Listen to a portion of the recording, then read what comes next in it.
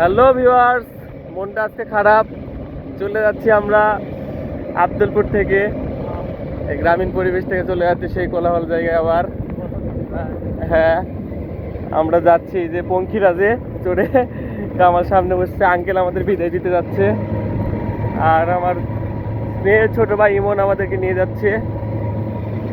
এদিকে জিসান যাচ্ছে আমাদেরকে বিদায় দিতে।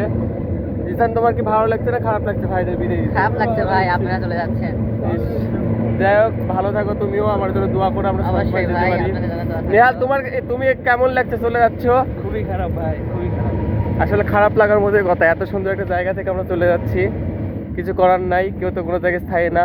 আসছিলাম ঘুরতে, ঘোরা শেষ, চলে যাচ্ছি আমরা আবার রাজশাহীতে। কামাল ভাই, তুইও তো চলে যাচ্ছ, কেমন লাগছে? কান্দিস না ভাই। এই অনুভূতি প্রকাশ করার মতো না।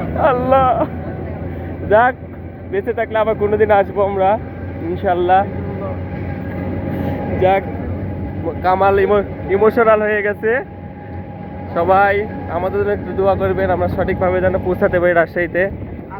ভালো থাকবেন সবাই, আল্লাহ হাফেজ, good bye Abdulpur, bye bye Abdulpur, Allah হাফেজ আব্দুলপুর।